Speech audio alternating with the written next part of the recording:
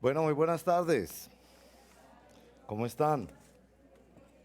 Bueno, me alegra mucho que están acá y que lograron llegar con todas las cosas del tráfico y demás que están pasando en la ciudad. Así que los felicito por hacer el esfuerzo e invertir este tiempo para sus vidas y también para la vida de sus hijos.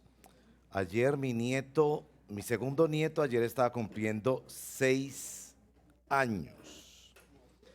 Se llama Lucas y es muy chistoso, Lucas. Y estábamos viendo fotos, ¿no? De nuestra familia. A mí me encanta tener fotos de la familia y recordar tantas así que viajamos o que, bueno, tantas cosas. Generalmente uno guarda las fotos de momentos bellos. Uno no guarda las fotos de cuando estuve en el hospital ni esas cosas, pero sí que unas vacaciones o que la graduación de uno de los hijos, cosas así. Y pensaba yo cómo la vida va avanzando y qué tan cierto es eso de que lo que no nos enseñaron nuestros padres, nos lo enseñan nuestros hijos. Porque Dios los ha traído a nuestras vidas para ayudarnos también a nosotros en nuestro proceso de santificación. Entonces, no vamos a ver solamente hoy a cómo hay que resolver los problemas de los niños, o hay que controlar los niños, o hay que asegurar la felicidad de los niños, sino que también vamos a pensar cómo nosotros, como personas, y especialmente quienes nos confesamos como discípulos y seguidores de Jesús, podemos mejorar. Y si Dios nos trajo este niño, que cada uno, yo creo que ya ustedes padres saben muy bien que cada uno es muy diferente y que no hay un manual donde las fórmulas funcionan con todos. Y yo creo que Dios en su infinita sabiduría sabe por qué y para qué nos dio este niño que es muy activo, este que es muy juguetón, o este que es muy serio, este que desafía a la autoridad, o este que es una sedita, pero también nos preocupa porque le decimos todo y todo lo hace, pero preguntamos muchas cosas también. Entonces, la primera actividad que vamos a hacer en este taller sobre la autoridad en el hogar es, en primer lugar, yo quiero pedirte que te conozcas a ti mismo, porque uno de los errores como padres es que pensamos solo afuera.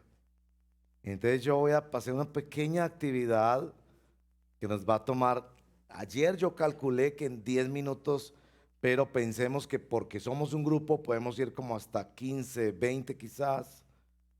Pero es como un test que viene de un libro muy bonito que todos ustedes por lo menos aseguramos que haya uno en cada casa y van a recibirlo gratuitamente gracias a la generosidad de los hermanos del Ministerio de Nueva Generación, que es un ministerio hermano, un ministerio proeclesial que sirve a todas las iglesias y que está radicado en su sede aquí al frente. Y ellos son muy queridos y muy generosos. Debemos orar por ellos porque la verdad ellos ayudan a muchas iglesias y a nosotros en particular nos bendicen mucho con que podemos usar su auditorio para algunas reuniones. Ellos también usan el nuestro, pero con frecuencia les decimos, mira, este librito queremos dárselo a una persona o a un grupo de líderes o así. Y en este libro van a ver allí en la página 114, si lo tienen allí, que aparece el tema de identificar las necesidades afectivas de otra persona. Ahí en ese afiche están viendo que el autor de este libro estará aquí en Medellín a final del mes de junio, 30 de junio, ponga la ficha otra vez, 30 de junio, 1 y 2 de julio. Y ustedes pueden inscribirse.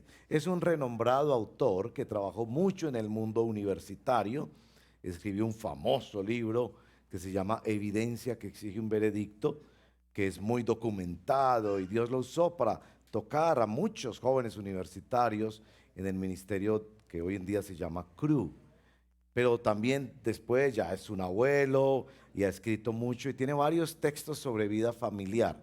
Y él vendrá aquí a Medellín en esas fechas y los hermanos de allí de Nueva Generación van a hacer esta gran conferencia.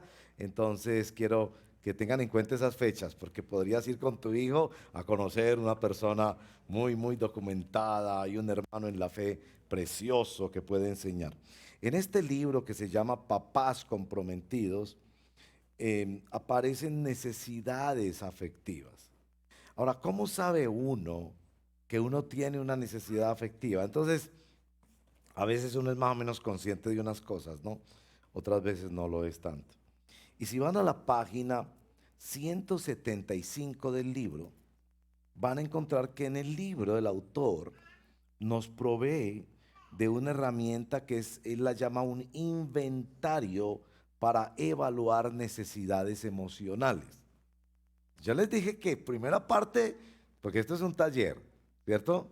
No espere como los domingos, pues mañana que voy a abrir un texto de la Biblia y voy a exponer ese texto de la Biblia. Este es un taller diferente.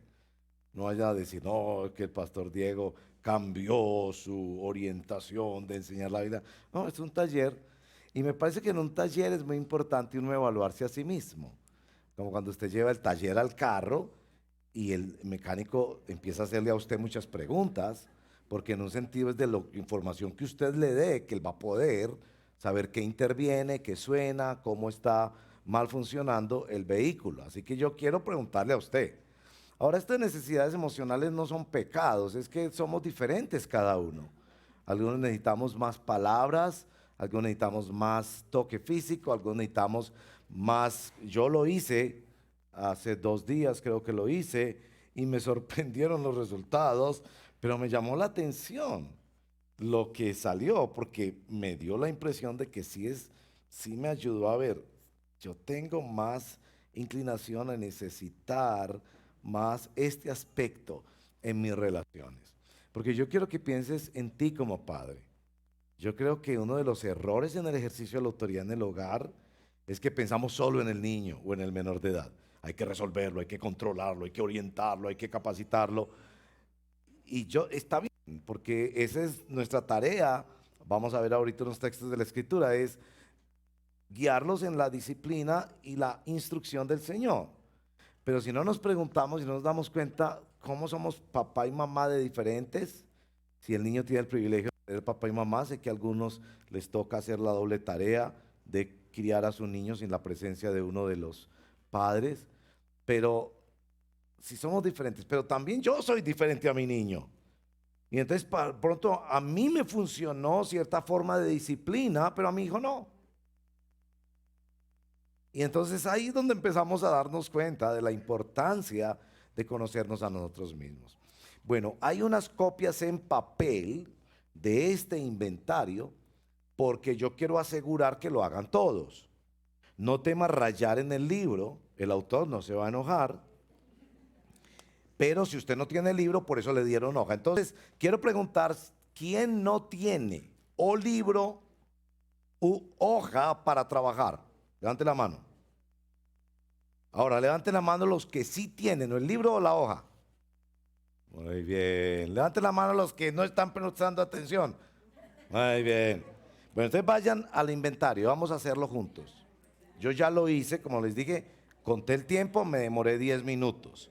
Porque además de poner las respuestas, tenemos que hacer lo que llamábamos antiguamente la tabulación. Yo no sé cómo se llama eso hoy en día, la verdad. Es decir, como los resultados.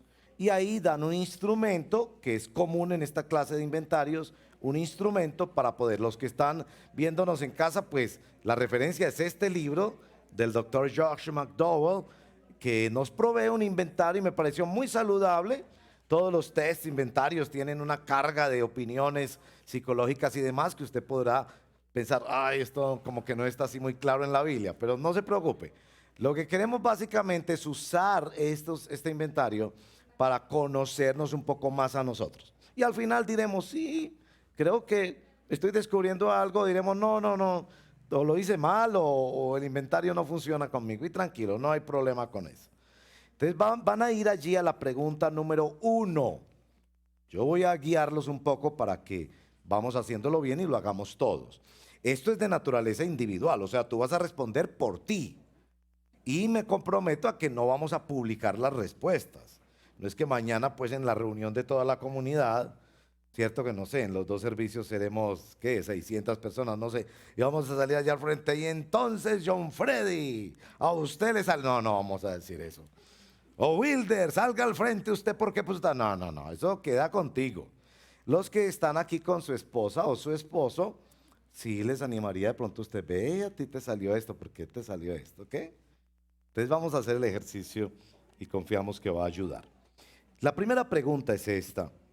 ¿Es importante que la gente me acepte como soy, aunque yo sea un poco diferente? Diferente en personalidad, en formación, que hablo mucho, que no hablo mucho, que soy alto, es decir, como que me distingo de los demás, pero para mí sí es importante que me acepten como soy. Entonces, ¿qué número vas a poner en la rayita? Puedes poner el número -2, aquí es donde necesito mucho que me ayuden prestando mucha atención. -2 si estás en desacuerdo totalmente. No, a mí me resbala eso de que me acepten, ni me va ni me viene, yo ni me pregunto eso. O usted dice, estoy en desacuerdo, pero no como para pelear sobre eso. Te va a poner -1, o vas a poner 0 si dices, no, ve, eso no como neutral, ni pienso en eso, ni estoy en desacuerdo con eso, sencillamente como que no. Pero si tú sí dices, yo sí estoy de acuerdo, para mí sí es muy importante que me acepten, aunque yo sea un poco diferente, ese tema de la aceptación para mí sí es, entonces voy a poner +1, no 1 ni -1, sino +1 para que lo distingamos ahorita del -1. Van a ver eso, esa lógica en la tabulación. Pero si tú dices, estoy totalmente de acuerdo, es que asunto de que la gente me acepte, cuando yo veo que no me aceptaron, eso, yo no duermo 3 días, entonces va a poner +2. Aquí no es que una respuesta es correcta y una es incorrecta, no, es sencillamente como soy yo, ¿cierto? Como soy yo. Por ejemplo, yo hablo mucho, ustedes se han dado cuenta de eso. Pues eso es bueno o es malo, no sé, depende. A veces, claro, meto la pata, otras veces la gente misma me dice, no, no hable, que es que como usted habla mucho, pues hable. O hay personas que no hablan mucho, eso no es malo, es sencillamente no habla mucho. Y a veces te le tienen que decir, oye, háblanos un poco. Y otras veces dicen, oye, qué persona que logró mantenerse como con prudencia, calladito, porque era el momento de no hablar nada. Qué chévere. Eso no es ni bueno ni malo, sencillamente es como esa persona, porque cada uno tenemos unas cositas de personalidad únicas. Bueno, entonces ahí pongan la primera respuesta y hacemos uno más a ver cómo les va y si tienen preguntas. ¿Listo? Pongan la respuesta ahí. -2, desacuerdo total. -1, desacuerdo. 0, neutral. +1, de acuerdo. +2, de acuerdo totalmente. Vamos a la segunda pregunta. Por favor, escriban. No, pues ustedes, estamos hablando de la autoridad, entonces sométase a la autoridad del pastor. Porque entonces cuando su hijo lo vea que usted le dicen que escriba algo y usted no lo escribe, el hijo va a aprender eso. Muy bien, bueno. 2. Es muy importante para mí que mi mundo financiero esté en orden. O sea, ese tema de las finanzas, saber cuánto me gasté y cuánto tengo, y es muy importante. Si usted está en desacuerdo totalmente, es decir, usted eso ni cuenta de da, ponga -2. Si usted dice, sí, pero ni tanto realmente, ponga -1. Si usted dice, no, la verdad no, ni me doy cuenta ni nada, es como muy neutral frente a eso de las finanzas. +1 si usted dice, para mí eso sí es importante, yo pienso mucho en cuánto tengo en el banco, si llego el fin de mes, si voy a ser capaz de pagar la cuenta, si ya ahorré un poquito, que un billetico de 2.000 me quedó en un blue jean a 3 semanas que es donde mi mamá, uy, yo tengo que ir por ese billetico, ponga +1. Pero ponga +2 si usted dice, no, es que yo pienso todo el día en eso, es que ese tema a mí de saber hasta qué centavo yo hago un presupuesto, yo anoto, hasta tengo anotado aquí que un día dejé un billetico de 50.000 en un pantaloncito que dejé en la casa de mi mamá. O sea, es que para mí eso es muy importante. Recuerden, no es que eso sea malo, es sencillamente cómo eres tú, cómo funcionas tú. ¿Ok? Bueno, ¿creen que necesitan un poquito más de ayuda o los puedo dejar que vayan avanzando? ¿Avanzan? Bueno, ustedes son excelentes estudiantes. Adelante, empiecen a llenarlo. Ya saben la escala de -2, -1, 0, +1, +2. Vayan poniendo los números al frente, son 50 preguntas. Estos no sabían que venían a un examen, pero bueno, están aprendiendo a ser como sus hijos también, que están en la escuela todos los días y demás. Vayan llenándolos.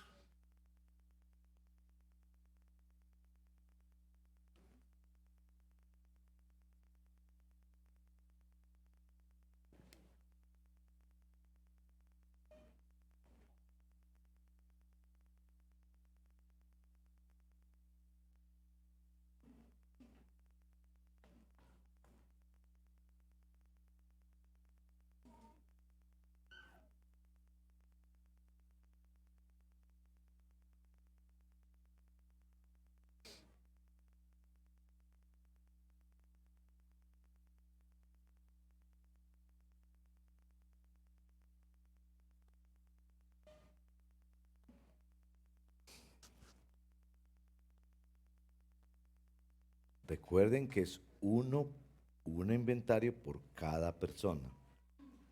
De pronto le puede consultar, se pone a consultarle a la esposa ahí al lado y ahí se quedan discutiendo. Pero es uno individual, es sobre mi vida este inventario.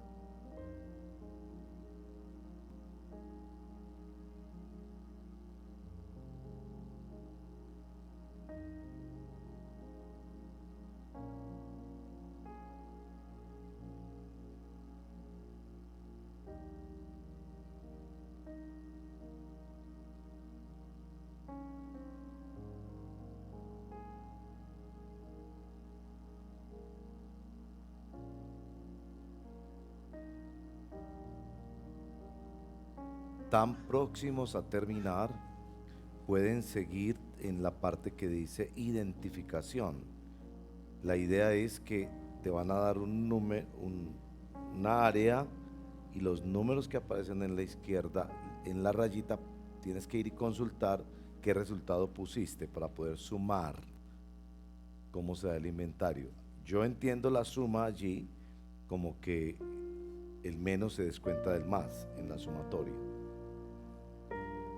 Voy a dar un momento para que otros terminen. Se necesita un poquito más de instrucción en cuanto a cómo se tabula este inventario.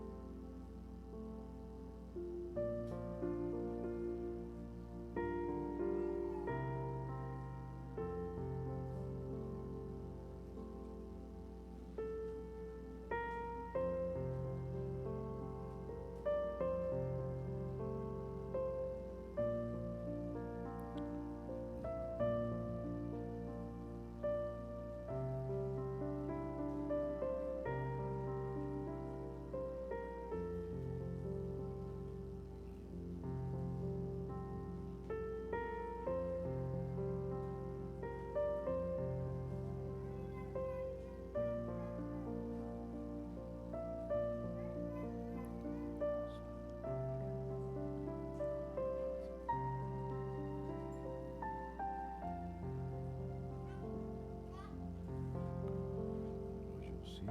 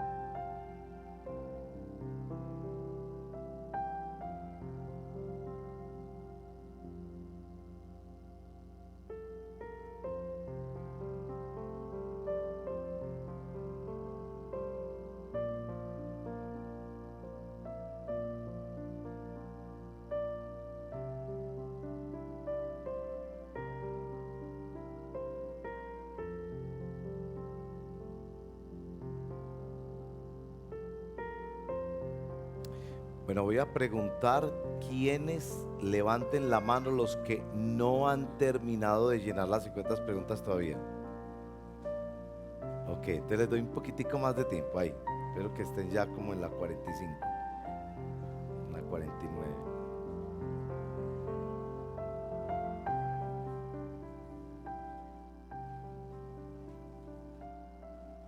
Bueno, los que ya terminaron, yo espero que ya vayan en la tabulación, ¿cierto?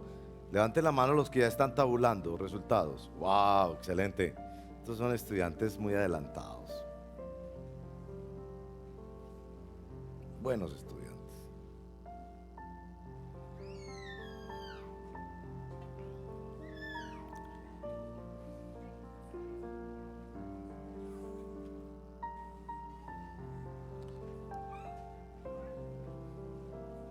Los que están ahí en pareja se pueden ayudar en la tabulación porque así la hacen más rápido.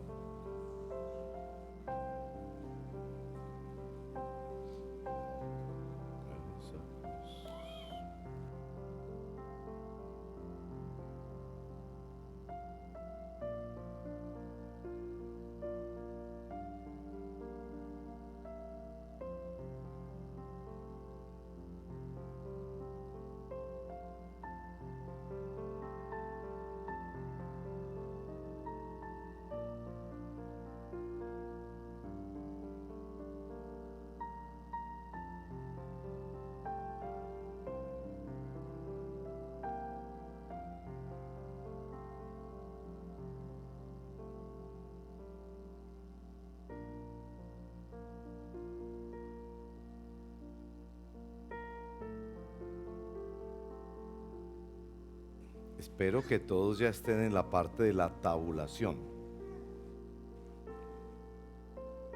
Y tal vez no se preocupen si tienen que terminar el ejercicio en casa. De pronto los dejo con suficiente interés de hacerlo en la casa o repasarlo y autoexaminarse.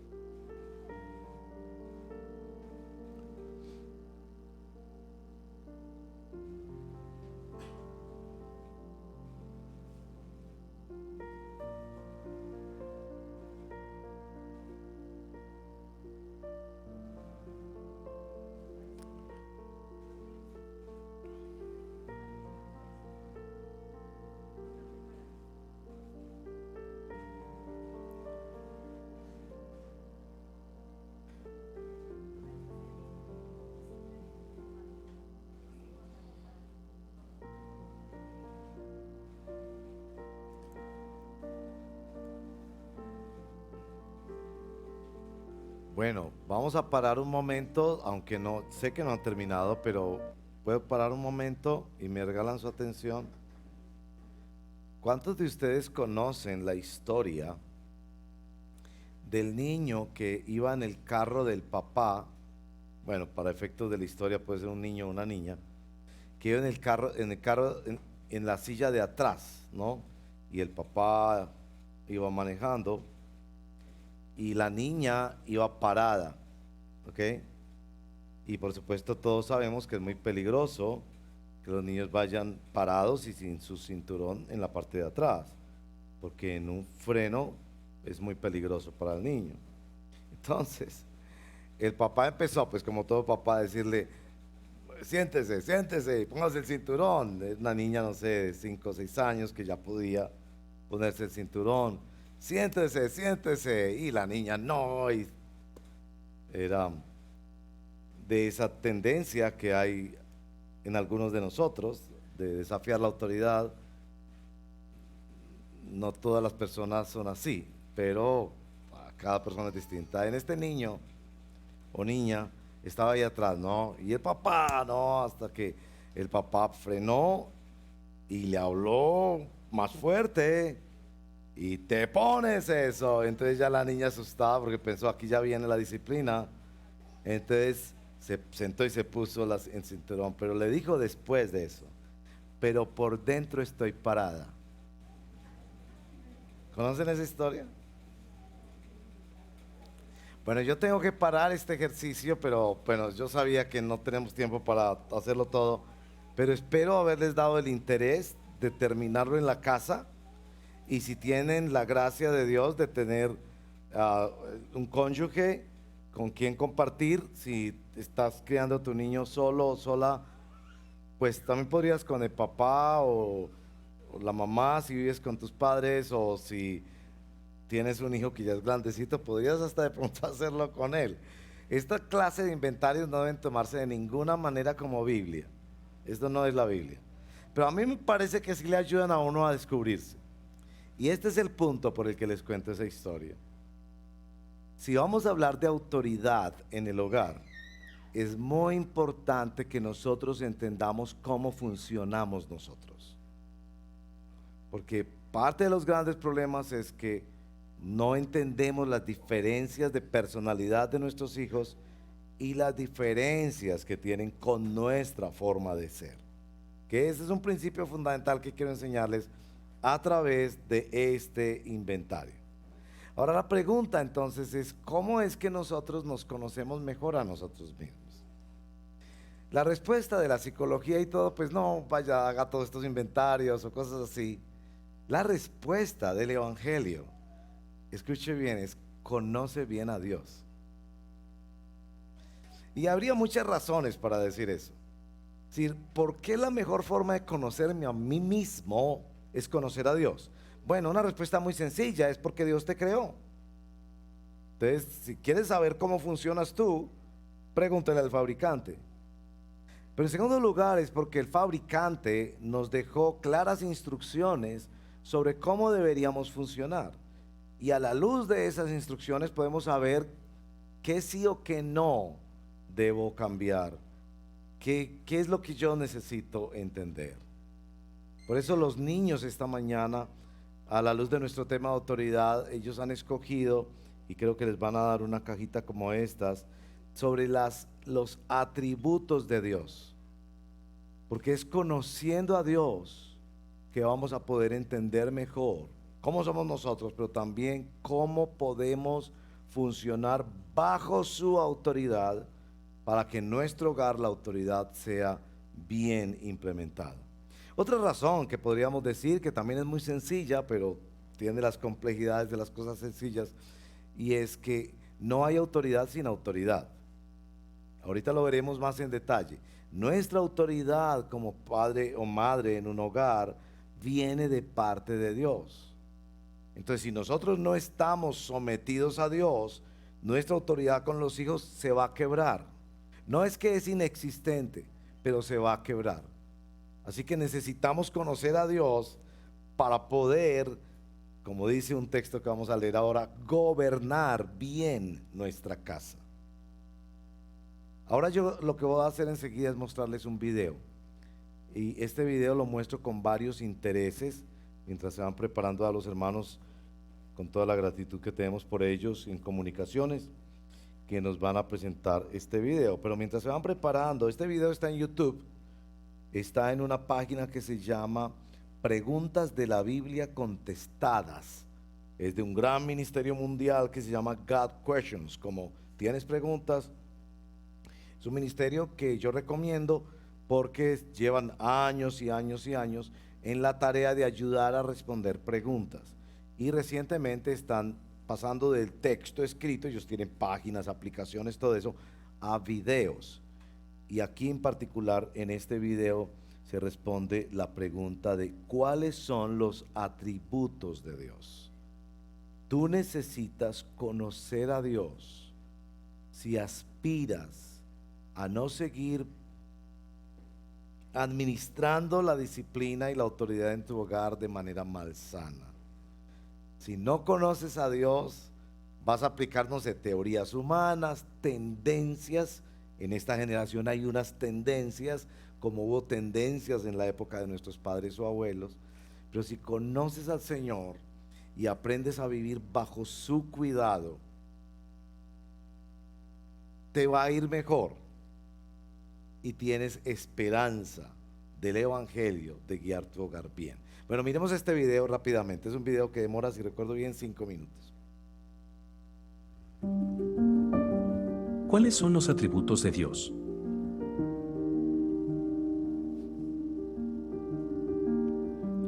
La Biblia, la palabra de Dios, nos dice cómo es y cómo no es Dios. Sin la autoridad de la Biblia, cualquier intento de explicar los atributos de Dios no sería mejor que la opinión del ser humano, que es a menudo incorrecta en la comprensión de Dios. Se ha encendido mi ira contra ti y contra tus 2 amigos, porque no han hablado de mí lo que es recto, como mi siervo Job. Decir que es importante para nosotros tratar de entender cómo es Dios, es como una gran subestimación. El descuidarlo, probablemente va a ocasionar que nos hagamos, persigamos y adoremos dioses ajenos, lo cual es contrario a su voluntad. No tendrás otros dioses delante de mí. Solamente lo que Dios ha escogido de sí mismo para ser revelado, puede ser dado a conocer. Uno de los atributos o cualidades de Dios es que Él es luz. Esto quiere decir que Él nos ha revelado la información de sí mismo. Ya el sol no será para ti luz del día, ni el resplandor de la luna te alumbrará, sino que tendrás al Señor por luz eterna, y a tu Dios por tu gloria. Toda buena dádiva y todo don perfecto viene de lo alto, desciende del Padre de las luces, con el cual no hay cambio ni sombra de variación. La realidad de que Dios ha revelado conocimiento de sí mismo no debería ser ignorada. Comencemos entendiendo que somos parte de la creación de Dios. En el principio Dios creó los cielos y la tierra. Del Señor es la tierra y todo lo que hay en ella, el mundo y los que en él habitan. Dios dijo que el ser humano fue creado a su imagen. Este está sobre el resto de la creación y le fue dado dominio sobre ella. La creación fue estropeada por la caída, no obstante, brinda un destello de sus obras. Al considerar la inmensidad de la creación, la complejidad, la belleza y el orden, podemos tener una idea de la grandeza de Dios. La lectura de algunos de los nombres de Dios puede ser de ayuda en nuestra búsqueda de cómo es Él. Elohim significa el fuerte o el divino. Adonai quiere decir Señor. Representa una relación de servidumbre hacia Él. El Elión significa el Altísimo o el más fuerte. El Roí, el fuerte que ve. El Shaddai, todopoderoso Dios. El Olam, Dios eterno. Yahvé o Señor quiere decir el Dios eterno, que existe independientemente de cualquier otro ser. También, la Biblia nos presenta algunos otros atributos de Dios. Dios es eterno. No tuvo principio y su existencia nunca va a terminar. Él es inmortal, infinito. Dios es inmutable. Es inalterable. Es decir, Dios es absolutamente digno de confianza y fidedigno. Dios es incomparable. No hay nadie como Él, en obras o existencia, es inigualable y perfecto. Dios es inescrutable. No tiene límite, no se le puede llegar a conocer por completo, es insondable. Dios es imparcial, no hace distinción de personas en el sentido de mostrar favoritismo. Dios es justo. Dios no puede y no va a pasar por alto la maldad. Es debido a su rectitud y justicia que Jesús tuvo que experimentar el juicio de Dios. Nuestros pecados fueron puestos sobre Él para que nosotros fuéramos perdonados. Dios es omnipotente. Es todopoderoso. Él puede hacer todo lo que le agrada, pero sus acciones siempre estarán de acuerdo con el resto de su carácter. Dios es omnipresente, lo cual significa que siempre está presente, en todas partes. Dios es omnisciente, lo cual significa que conoce el pasado, presente y futuro. Aun lo que estamos pensando en cualquier momento. Y puesto que conoce todo, su justicia siempre será administrada imparcialmente. Dios es uno, lo cual significa que no solo no hay otro, sino que también es el único en poder suplir las necesidades más profundas y anhelos de nuestros corazones. Solo Él es digno de nuestra adoración y devoción. Dios es soberano, lo cual significa que es supremo. Toda su creación junta no puede impedir sus propósitos. Dios es espíritu, es decir, es invisible. Dios es santo, lo cual significa que está separado de toda corrupción moral y es hostil a ella. Dios ve todo el mal y esto lo enfada. Dios también es referido como un fuego consumidor. Dios es verdad. Él está de acuerdo con todo lo que es y va a permanecer incorruptible. Además, no puede mentir. Dios es clemente, esto incluye su bondad, benevolencia, misericordia y amor. Si no fuera por la gracia de Dios, su santidad nos excluiría de su presencia. Afortunadamente este no es el caso, porque Él desea conocernos a cada uno personalmente. Ya que Dios es un ser infinito, ningún ser humano puede responder esta pregunta a cabalidad. Pero a través de la palabra de Dios, podemos entender mucho acerca de quién es Dios y cómo es Él. Que todos continuemos buscándole de todo corazón. Me buscarán y me encontrarán, cuando me busquen de todo corazón. En nuestro sitio web puedes encontrar respuestas más completas a esta y muchas otras preguntas. Si esta respuesta te fue de ayuda, no olvides suscribirte a nuestro canal para seguir al tanto de nuestro contenido. ¿Cómo les pareció? ¿Cierto que es bonito ver algo así bien hechecito? Bueno, la intención es que busquemos recursos para que nuestros hijos y nosotros podamos conocer más al Señor. En la entrada vieron que hicimos para esta ocasión una exhibición de los libros que tiene Poema. La razón por que pedí que fueran solo de la editorial Poema es porque yo participo en la selección de qué se publica en esa casa editorial. Y a veces uno encuentra alguna literatura en las librerías que no es muy aconsejable. Lo mismo hacemos con la librería que funciona aquí en la iglesia los domingos. Los libros que se ponen allí, nosotros hacemos un proceso de selección. pero hay cosas muy buenas por ahí. Hay libros para los niños, yo le compro mucho a mis nietos, que tienen libros que tienen una palabra en cada página y muchos muñequitos para los que apenas están empezando a ser lectores, pero otros que ya tienen algo de contenido para los adolescentes que ya pueden leer. Les cuento como testimonio que una de las cosas con las que más me bendijo el Señor a través de mis padres es que mi papá y mi mamá, aunque mi mamá solo tuvo 3 añitos en una escuela campesina, en una vereda por allá de Santa Rosa de Osos, y mi papá solo tuvo 5 años en una vereda, en una escuelita en una vereda por allá en el suroeste antioqueño, ellos sí se dieron cuenta de la importancia de tener libros en la casa. Entonces yo tuve la fortuna, siendo chiquito, de que mi casa tenía libros por todos los lados, por todos los lados. Afortunadamente eran buenos libros y yo pude tener el privilegio de empezar a leer desde muy joven. Yo sé que la lectura es tanto un don como un deber. Algunas personas nos llegan naturalmente y hay niños que devoran libros a los 7 años. Pero también tenemos que entender que la lectura es un deber.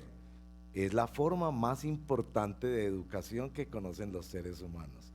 Esa frase que acabo de decir merece una discusión muy amplia, pero tiene que ver con la misma sabiduría de Dios que nos conoce y decidió poner su revelación en un libro, no en un video, no en una red social. ¿Había pensado eso? Que Dios, que conoce muy bien al ser humano, decidió que los seres humanos recibiéramos su revelación a través de un libro. Yo sé que usted y yo hubiéramos preferido un video, Dios hablándonos en un video y mostrándonos todas las galaxias y respondiéndonos todas las preguntas del libro. No, lo va a hacer a través de un libro. Y la razón es que la forma de educación más coherente que tiene el ser humano es el acercarse a un texto o a un lenguaje que de alguna manera es comunicado, como en el caso de los sordos, su texto son unas señas, porque es el lenguaje de las señas. Pero con eso solamente quiero decirles, pongan recursos, estos videos son muy buenos. Usted puede hacer preguntas en esa página y ellos tienen casi 1.000.000 de respuestas. Ya en español pueden estar por encima de 100.000 respuestas a preguntas de todo tipo para las personas que quieren conocer a Dios y estudiar más a fondo su palabra. Bueno, lo que quiero hacer a continuación, porque me interesa mucho llegar a unos principios sobre el tema de autoridad, y no sé, usted pensará que vamos a resolver todos los temas y todas las preguntas que hay sobre el asunto de la autoridad en la casa, pero sí quiero primero, antes de mostrar unas cosas, ir a 3 versos de la Biblia. Entonces, si ustedes tienen sus Biblias, abran sus Biblias, por favor. Hablando de libros, tener Biblias en la casa de papel es algo muy aconsejable.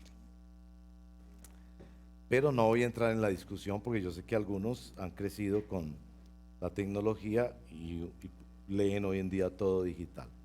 Pero pueden también encender sus Biblias en sus equipos móviles y miren en Efesios capítulo 6, verso 4. Si ustedes han estado atentos aquí en la comunidad cuando presentamos niños, yo me aprovecho un poquito de mi lugar o de mi vejez, pues yo soy el pastor más viejo en esta iglesia y casi siempre me pido el presentar los niños, pero bueno, a veces los otros pastores lo hacen cuando logran sacarme del camino. Mañana presentaré niños también. Y si se acuerdan, siempre en las presentaciones de los niños yo menciono Efesios 6:4, es el primer texto que quiero que miremos. Efesios 6:4. Ustedes padres, no hagan enojar a sus hijos, sino críenlos según la disciplina y la instrucción del Señor. Y claro, me encantaría pues como quedarme haciendo una exposición contextual de este versito, pero por ahora les hago una pregunta. Los hijos nuestros, ¿por qué nosotros podríamos hacerlos enojar? Ahora, por muchas razones, usted dirá, el adolescente, si no le compras el celular de última generación, pues se enoja contigo. Pero ¿a qué se referirá el Señor aquí? Si miran los versos anteriores, ha mencionado el asunto del mandamiento, que es uno de los 10 mandamientos, de honrar a padre y madre. Se dirige primero a los hijos. En el verso 1 le dice, obedézcanlos a sus padres como obedecen al Señor. porque esto es justo, y ahí cita el mandamiento, honra a tu padre y a tu madre, y menciona esto del mandamiento con promesa, dice para que te vaya bien. Pero ahí en el verso 4 le habla a los padres. Padres, no hagan enojar a sus hijos. Yo creo que una de las formas en las que nosotros hacemos enojar a nuestros hijos es con un mal ejercicio de la autoridad. Yo he tenido que pedirle perdón a mis hijos varias veces cuando el Señor ha traído a mi memoria momentos, formas injustas y también situaciones donde no apliqué disciplina en el hogar para mis hijos. Ahora, no los hagan enojar, dice el Señor, sino críenlos, y dice estas dos palabras: disciplina e instrucción. Y esas dos palabras se comunican muy bien, por ejemplo en el libro de los Proverbios. Bueno, el siguiente texto que quiero mostrarles está en Génesis capítulo 18. Es la historia de Abraham, y ahí hay una situación con la traducción. Para nosotros es tan importante la Biblia que los pastores tenemos que estudiar el tema de las lenguas originales, pero también el asunto tan delicado que es la traducción. La traducción en la Reina Valera es bastante distinta a la Nueva Versión Internacional, y yo no tengo en este momento los recursos para decirles cuál es la mejor. Así que en esos casos generalmente es mejor leer las dos traducciones.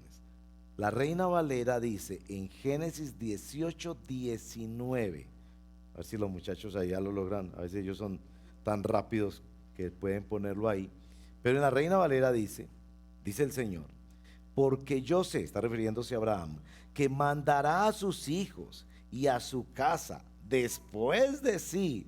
Muchos interpretan que es aún después de que él muera, que guarden el camino de Jehová, haciendo justicia y juicio, para que haga venir Jehová sobre Abraham lo que ha hablado acerca de él. En este verso, que aparecía ya pues como en códigos secretos, es esa responsabilidad de nosotros de enseñarles a obedecer a Dios de una manera que aún trascienda generaciones, y con una condicionalidad: que promesas que Dios ha hecho sobre una familia, en este caso la familia de la fe, se cumplan porque les enseñamos a obedecer. Y la autoridad precisamente que viene de parte de Dios es para enseñar a los hijos a que obedezcan al Señor y teman al Señor. Pero voy a leer la Nueva Versión Internacional porque esta otra traducción agrega algo muy precioso. Ahora voy con la Nueva Versión Internacional, que es la que más usamos para el culto público acá. Verso 19, capítulo 18, Génesis. Yo lo he elegido para que instruya a sus hijos y a su familia, a fin de que se mantengan en el camino del Señor y pongan en práctica lo que es justo y recto. Así el Señor cumplirá lo que le ha prometido. Pongan en práctica en el camino del Señor lo que es justo y recto. Calvino tiene todo un sermón sobre ese verso que es extraordinariamente luminoso sobre el tema de la obediencia a Dios en el hogar. Ustedes pueden conseguirlo porque esos documentos andan en Google libremente por ahí. Deuteronomio capítulo 6, no quería dejar de mencionar pero el tiempo no me permite leer los versos hasta el verso 10 o 9, creo que les había dicho a los muchachos, pero sobre todo quiero leer los versos 4 al 9. En la Nueva Versión Internacional, Deuteronomio 6, 4 al 9. Este texto es fundamental para entender el libro de Deuteronomio, pero toda la historia de Israel. Este es un texto pactual donde el Señor le está diciendo al pueblo que entra a la tierra, el pueblo que Él rescató, qué es lo que deben hacer. Escucha, Israel, el Señor nuestro Dios es el único Señor. Ama al Señor tu Dios con todo tu corazón y con toda tu alma y con todas tus fuerzas. Es este texto el que cita a Jesús para decir que resume la ley. Verso 6, grábate en el corazón estas palabras que hoy te mando, grábate. Verso 7, incúlcaselas continuamente a tus hijos, incúlcaselas, háblales de ellas cuando estés en tu casa y cuando vayas por el camino, y cuando te acuestes, y cuando te levantes. Incúlcaselas, háblales. Átalas, verso 8, a tus manos como un signo, llévalas en tu frente como una marca, escríbelas en los postes de tu casa y en los portones de tus ciudades. Me hizo pensar tanto. Yo estaba un día orando sobre este texto y pensé, ¿qué nos pasa a los cristianos que no estamos obedeciendo esto? Deberíamos de verdad, no para que cada muro de la casa y cada poste de la casa, pero sí en nuestra casa tener escrita, es una orden del Señor. No es lo único, pero claramente está diciendo que una de las formas de establecer la obediencia al Señor en nuestra casa, para nuestros hijos, que conozcan la palabra, que la vean en nuestra vida, que se las repitan, que la inculquen. Y me quedé pensando también en el tema de la ciudad, en las puertas o los portones de tus ciudades. Y ustedes saben que cuando salimos vemos esas vallas, hasta pensé, yo debo hablar con amigos, pastores. Nosotros tenemos buena comunión con pastores de muchas iglesias y denominaciones. Y si todos ponemos un poquito en las entradas de las ciudades, debería haber texto bíblico, no frases bonitas, no, que Dios tiene más bendiciones para darnos que nosotros, no, texto bíblico.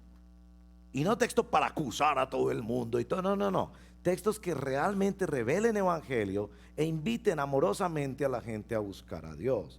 Pero miren que esto desborda inclusive el hogar y va hasta la ciudad. Bueno, nosotros somos llamados a establecer autoridad en nuestra casa. Lo que voy a hacer a continuación es mostrarle unos gráficos, porque en esto de la autoridad hay 4 modelos. Hay padres controladores, hay padres complacientes, hay padres caóticos y hay padres cristianos. A ver si me muestra la primera gráfica de los padres controladores. Y por ahí de pronto ustedes y yo vamos a identificar cositas de nuestra vida. Yo tenía un grafiquito que precisamente lo saqué de este libro que les estamos entregando hoy, porque me pareció muy claro, muy gráfico esa ilustración. Bueno, el padre controlador pone las reglas por encima de las relaciones. Alta prioridad a las reglas, baja prioridad a las relaciones. Entonces el niño está triste, siente que tú no lo amas, pero cumplió y lavó la loza y no le pegó a la hermanita y tendió la cama y se sentó a la mesa a comer y apagó el celular. La regla funcionó muy bien y usted dice, soy un padre maravilloso.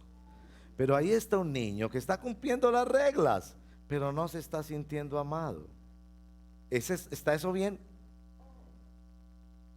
Ahora, estos son los padres controladores. Ahora vienen los padres complacientes. Padres complacientes. Los padres complacientes son los que ponen alto énfasis en las relaciones, a veces no muy saludables, pero baja en las reglas. Yo tengo la sospecha de que el anterior era la tendencia de la generación de nuestros padres y esta es nuestra tendencia. Que el muchachito se traumatiza si le decimos que apague el celular, que el muchachito se va de psicólogo si lo ponemos a lavar los platos, que la niña se nos va a traumatizar si la ponemos a trapear la casa. Entonces, como todo es amor, y entonces todo es amor, pero este es un padre complaciente. Y ustedes verán que efectivamente ninguna de las dos cosas es correcta. Ahora vienen los padres caóticos. Los padres caóticos, y muchas gracias por los gráficos tan bonitos que nos hizo Panky, ni lo uno ni lo otro. No hay reglas y tampoco hay relación. Eso es como un hotel, ¿no? Donde, no sé, cada cual hace lo que le dé la gana, pero tampoco hay un cariño, un cuidado por cómo se siente la otra persona. Entonces, bueno, ni padres controladores, ni padres complacientes, ni padres caóticos. Yo creo que estos versitos nos van ayudando a ser padres cristianos. Y el gráfico para padres cristianos se sale de este modelo, que es el que propone el autor acá, y me pareció muy bueno. La verdad, yo dije, tan bonito ver hermanos que entienden esto. Y entonces él dice, debe haber en primer lugar un marco de relación, asegurar la relación. Y después dentro de la relación están las reglas. Y saben que esto es el evangelio. Mañana me escucharán porque una de las cosas que nosotros queremos más enfatizar en nuestra iglesia es que vivamos y prediquemos el Evangelio de la Gracia. Y el Evangelio de la Gracia consiste en que Dios primero establece la relación con nosotros. Miren que los 10 mandamientos comienzan diciendo: yo soy el Dios que te saqué de la tierra de Egipto. Ya te saqué, ya eres mío, ya te adopté, ya tengo una relación contigo. Ahora te voy a enseñar cómo caminar conmigo. Mientras que el modelo religioso es: tú tienes que ganarte la bendición de Dios. Tú tienes que hacer un poco de cosas y tú estás asustado, como si nuestros niños llegaran a estar en nuestra casa asustados, pensando que los vamos a destituir, a echar de la casa, a cortar el amor, a perder la relación si no obedecen a papá y a mamá. Entonces el marco de la paternidad cristiana es el marco del Evangelio, en el que Dios nos los ha entregado y le podemos decir: te voy a amar toda la vida, voy a luchar por ti toda la vida. Te he aceptado como eres, con una personalidad que es impetuosa o con una personalidad que es excesivamente sumisa. Casi siempre están en un extremo o en el otro, les digo la verdad. Pero te voy a amar porque eres mi hijo, y que laves los platos o que yo te dé un celular, eso no es lo que establece la relación. La relación está establecida por un acto de la gracia, y es que Dios te trajo a este hogar. Así como Dios me trajo al hogar del Evangelio, a la familia de Dios. Y es la relación establecida la que permite los aprendizajes y el gozo y el amor dentro de la familia. Entonces, yo creo que esos gráficos son muy importantes para nuestra reflexión. Pero yo pensé: no hago bien en este taller, y no sé si el tiempo me va a dar, pero no hago bien en este taller si no les hablo de otra cosa que es de literatura, porque pues yo he vivido mucho en ese tema, y es de la literatura de los puritanos. Los puritanos, o el puritanismo, nació en Inglaterra como una reacción a la iglesia estatal, que en principio fue católica, después fue protestante, por todos esos problemas de los reyes de Inglaterra. Y cuando se volvió protestante, en ese sentido y en esa época anglicana, ellos no hicieron todos los cambios que deberían hacer. Entonces pastores con una altísima educación, como John Owen, que fue rector de la Universidad de Oxford, académicamente eran unas lumbreras, pero eran también pastores. Y ellos se ocuparon de luchar, por eso lo llamaron los puritanos, por buscar la pureza del Evangelio dentro de la iglesia. La mayoría de escritores cristianos consideran que en el puritanismo inglés es donde está la literatura más hermosa que se ha conocido después de la Biblia en cuanto a la piedad cristiana. No en cuanto a grandes investigaciones teológicas, sino en cuanto a la piedad cristiana. Uno lee a los puritanos y uno dice: Dios mío, ¿dónde ha estado la iglesia los últimos 500 años? Una belleza de devoción, de entendimiento de las escrituras. Entonces yo quiero darles a ustedes una predicación del puritano Richard Baxter, que fue uno de los puritanos, fundador de ese movimiento, sobre dirigir a una familia para Cristo. Yo no sé si ya recibieron esas hojitas. Ok, y lo que yo voy a hacer es sencillamente pasar rápidamente. Yo puse unas cositas de negrita como para leer los puntos principales.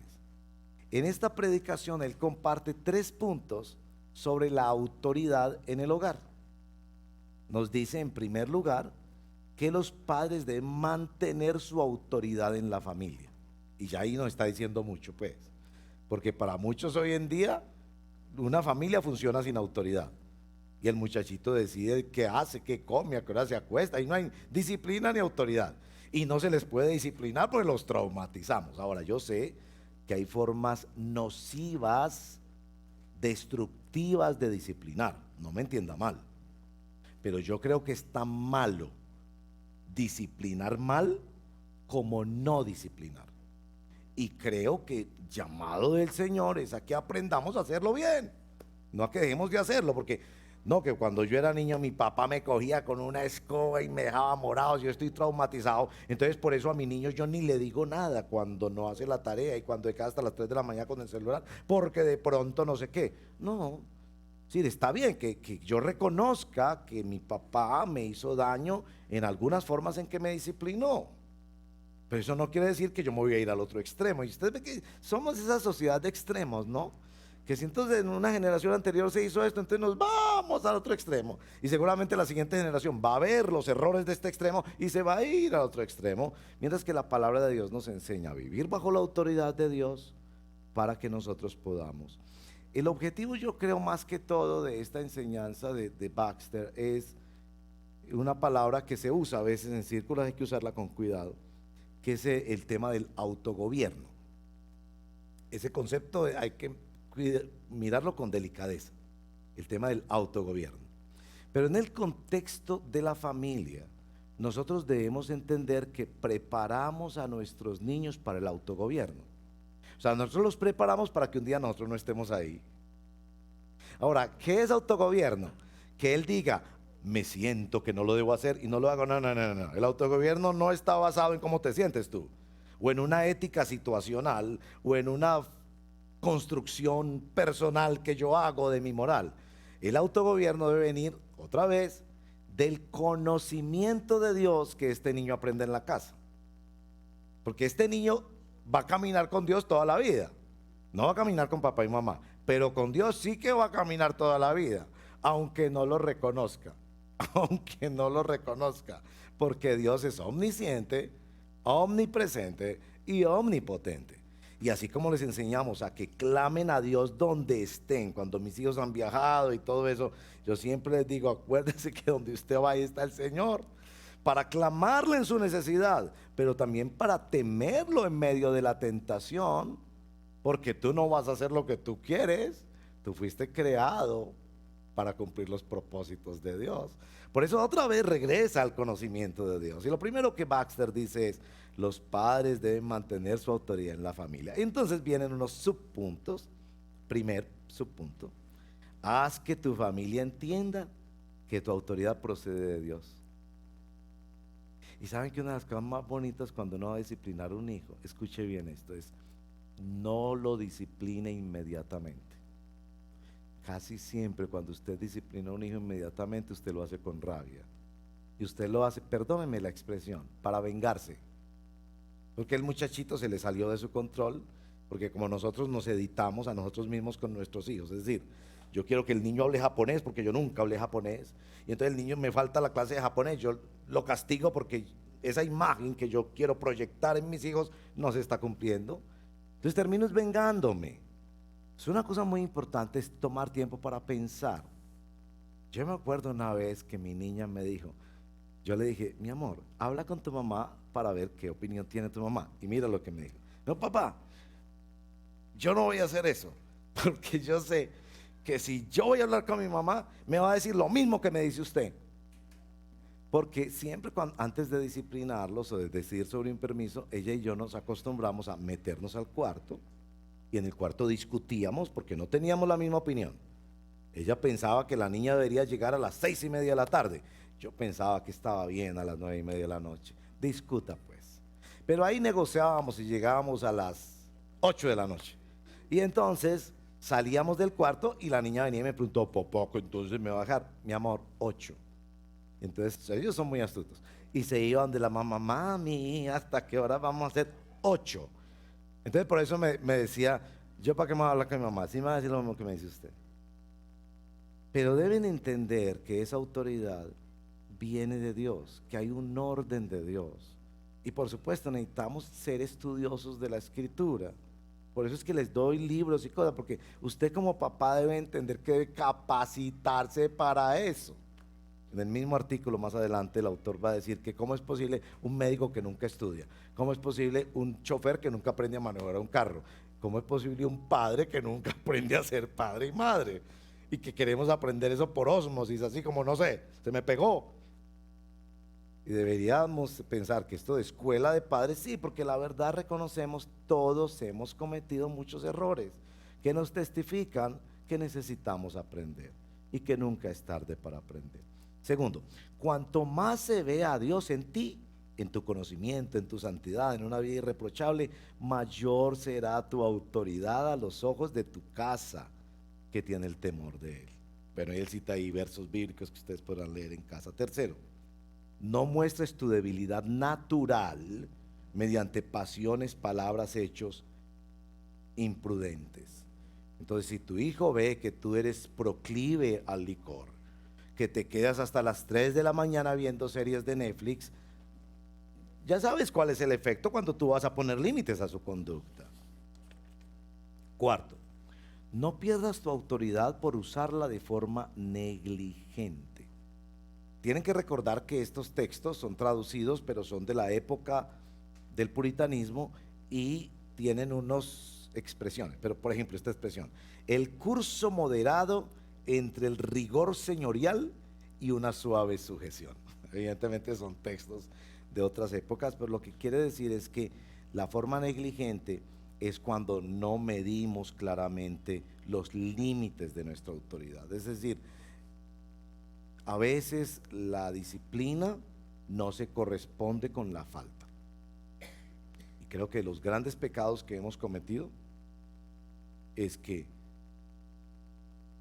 es una gran desobediencia o es un gran peligro, un gran riesgo que ha cometido el niño, y la disciplina es: hágale una oración al Señor. O la falta ha sido algo muy sencillo, tal vez que miró feo a la mamá y entonces ya queda 20 días sin jugar con los amiguitos. Y uno dice, es eso a lo que él se refiere. Quinto, no pierdas tu autoridad por conceder demasiada familiaridad. Recuerden, esto es otra época, esto es inglés, de los ingleses, pero a mí me parece que esa idea de que yo quiero ser el amigo de mis hijos, mire, mis dos hijos son muy distintos. Mi niña es muy líder de hacer cosas, de trabajar, decidió irse a vivir sola y bien, sin problemas, no fue en una pelea ni nada. Como por un año no estoy diciendo, yo quiero aprender a pagar mis cuentas, todo, ella es muy líder.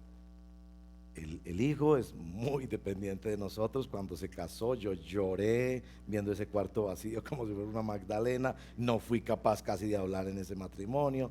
Está muy bien casado con una hermana en la fe, una mujer de Dios preciosa, que yo la quiero mucho, es extraordinaria esposa y madre. Y tenemos una muy buena relación. Pero a veces esa idea de que nosotros dejamos de tener una autoridad y una ascendencia sobre nuestros hijos, me parece que es más el ser pusilánime y miedoso, o ser asistido por una conciencia culposa.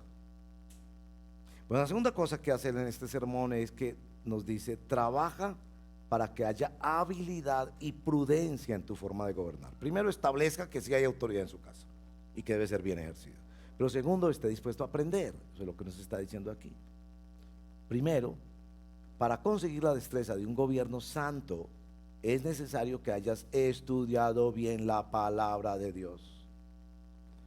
Yo no lo hago bien, yo reconozco que yo no lo hago bien, pero yo trato de esforzarme que en nuestras conversaciones, ahora con nietos, pero con mis hijos, que hacemos un almuerzo familiar, que salimos nosotros, siempre estar tratando de memorizar palabra de Dios y decir algo de Dios, sobre la palabra de Dios, sobre la belleza del Evangelio, sobre la oportunidad que nos da el Evangelio, sobre la seriedad de la presencia de Dios en nuestras vidas y en todas nuestras actividades. Pero nos toca estudiar esos videos, ponerlos. Ahora, no es embutirle a los hijos eso. Aquí el puritano Baxter nos está hablando es a nosotros, somos nosotros los que tenemos que estudiar. Segundo, entiende bien las distintas personalidades que hay en tu familia y trata cada una de ellas tal como son y del mejor modo que ellos lo puedan llevar. Nosotros sí tenemos que ser psicólogos de nuestros hijos. Hay muchachos que pedirles que estén un rato a solas en el cuarto es una enorme disciplina. No quiere decir que no la vamos a aplicar, sino que vamos a entender que para él es de grado mayor esa disciplina. Hay otros que pedir perdón Uno piensa, no, como es de difícil pedir perdón, como es de difícil perdón. Y dice, vaya a pedir perdón a la hermanita. Ah, sí, papi. Hermanita, te amo mucho, perdón. Y nosotros pensamos, vea, estamos aplicando bien el manual. No, de pronto ese niño necesita una cosa un poco más significativa, ¿cierto? Como por ejemplo estar un día sin celular, que hay que reconocerlo. Es posible la vida sin un día con el celular en la mano. Es decir, es posible vivir sin el celular. Yo ya lo comprobé. El año pasado yo estuve un mes sin celular. Y yo comprobé, es posible vivir. Pues yo pensaba que era imposible vivir. Entonces es posible disciplinarlos con un elemento. Ahora, otra vez, que se corresponda con la falta, porque usted en su ira llega y le dice, 6 meses sin celular. Madres que han venido a decirme eso, yo le digo, estoy seguro que en 2 días se lo vas a devolver. Porque tú mismo vas a necesitar llamarla. Es decir, no pensaste bien cómo moderar de acuerdo a la personalidad de los hijos. Tercero, debe diferenciar entre sus diversas faltas y tus reprensiones que deberán encajar en el modo más adecuado. Y abajo hay una frase que yo la subrayé y me llamó tanto la atención. Escuche esto. Si no diversificas con prudencia tus reprensiones según sean sus faltas, no conseguirás más que endurecerlos y no lograrás el propósito de tu disciplina. Yo subrayé mucho esa palabra diversificar. Yo dije, oiga, a mí no me han enseñado que para ejercer autoridad se necesita la creatividad, la diversificación. Y recuerden, padres, el tema de la disciplina física debe ser el último recurso y, como ha dicho muy bien un psicólogo cristiano, debe ser aplicada solamente a los más pequeños que todavía no racionalizan mucho y debe ser utilizada en lo que se llama la zona de aprendizaje, que son las nalguitas de los niños. Es decir, si tienes que llegar a esa última instancia, que sea solo en ese lugar, que muchos han comentado de que están debidamente diseñadas para tal efecto. Cuarto, sé un hombre, sé un buen marido para tu esposa, porque él está hablando en una concepción donde le habla directamente a los padres. Yo creo que es correcto porque los padres llevamos más responsabilidad, los varones, en la casa. Yo creo que la autoridad también la ejerce la esposa, pero aquí comenta concretamente, sé un buen marido para tu esposa, un buen padre para tus hijos, y que sea el amor el que domine todo tu gobierno. Eso me pareció muy destacable. Quinto, si quieres ser hábil a la hora de gobernar a otros, aprende primero a gobernarte a ti mismo con exactitud. Yo mañana espero comentarles que yo creo que todos los cristianos debemos saber con qué pecado estamos luchando. Yo creo que una condición esencial del ser cristiano es que en cada momento de nuestro trasegar cristiano estamos luchando no siempre con el mismo pecado, es decir, estamos luchando con la adicción al juego, la adicción al cigarrillo, con ver películas que no debería ver, con su palabrería de hablar mucho chisme y mucha mentira, estaba luchando con las compras así sin pensar, estaba luchando con su autoestima, estaba luchando con no sé, lo que fuera. Pero siempre el cristiano ha de estar luchando con algo. Si hay un cristiano que no está luchando con algo, lo más seguro es que no es cristiano, porque se necesitan niveles de mentira muy grandes para pensar que uno como cristiano no lucha. Porque la lucha del cristiano no es solo por vencer el pecado. La lucha del cristiano realmente y raizalmente es por amar más a Dios. Y evidentemente si nos hacen un inventario de cómo amamos a Dios, la perdemos todos. Entonces, en esto del autogobierno, de quién ejerce la autoridad, es algo fundamental. Bueno, en tercer lugar, quien quiera ser un gobernador santo de su familia deberá ser una persona santa.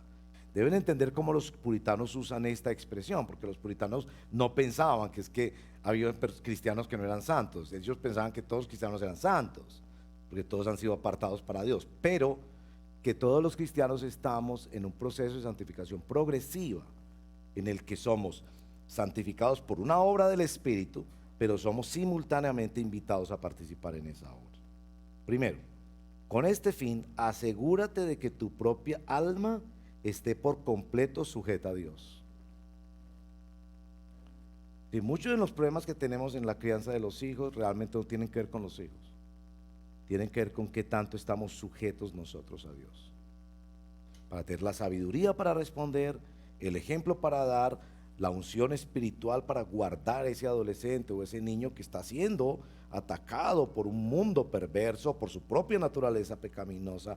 Mucho de esto de la autoridad tiene que ver con la dimensión espiritual de mi relación con Dios. Segundo, asegúrate de hacer tesoro en el cielo y que el fin dominante supremo sea el disfrute de Dios en la gloria, tanto en los asuntos como en el gobierno de tu familia y todo lo demás que te ha sido encomendado. Este tema de la gloria de Dios, y tiene que ver con el tercer punto y el cuarto, en particular el tercero: mantén la autoridad de Dios en tu familia con mayor cuidado que la tuya propia.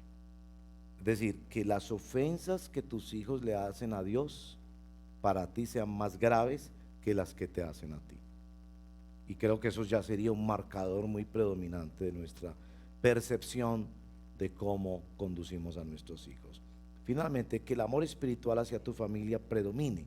Preocúpate por salvar su alma y que tu compasión sea mayor en sus miserias espirituales. Yo estoy por ahí trabajando en un texto sobre el problema de la gente buena, y yo me doy cuenta que cuando vamos creciendo en la familia, evidentemente nosotros cometemos el pecado de que nos importa más que sean profesionales, que tengan éxito, que se casen bien, que nos den nietos. Todas esas cosas son muy egoístas, aunque sean buenas. Y le damos menos importancia a que ellos lleguen a pasar su eternidad en el cielo. Y eso evidentemente se ve en la forma en que nosotros operamos, que tanto los traemos a la iglesia, que tanto oramos con ellos, que tanto la disciplina del hogar incluye dar nuestras ofrendas y diezmos para que la obra de Dios bendiga a nuestros hijos y nuestros nietos en su caminar espiritual y su conocimiento del evangelio. Bueno, espero que en casa lean estas cositas. Yo quiero dejarlos como con tareas y cosas así, porque me parece que el mensaje es que no es que en la iglesia hay una inyección para que tú ya seas un excelente padre y madre y manejes la autoridad muy bien en casa, sino que hemos de estar leyendo literatura que nos acerque a la palabra del Señor. Hemos de estar buscando consejo de hermanos mayores en la iglesia que han cometido también errores, pero que los han corregido y han ido aprendiendo cómo criar hijos en la disciplina y la instrucción del Señor.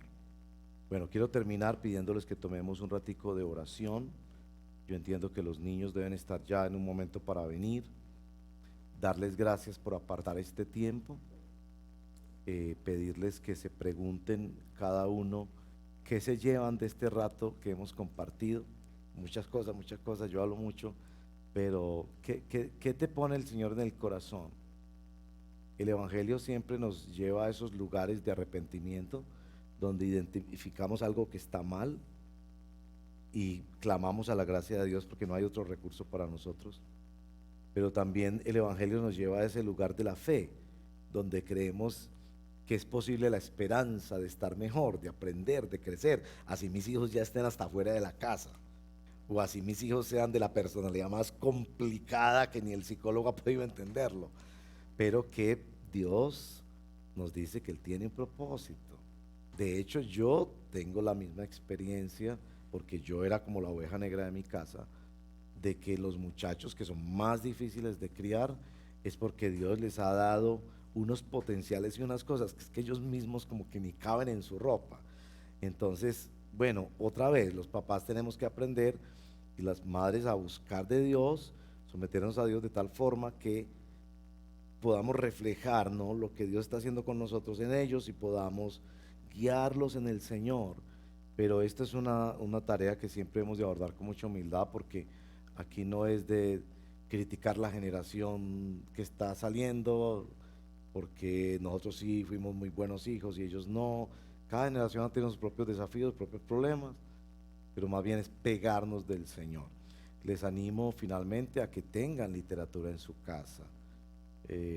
Visiten estas páginas, se suscriban a lugares que hay en la internet muy buenos, donde los hijos a veces le hacen a uno preguntas y uno no tiene las respuestas, y pidan consejo en la iglesia.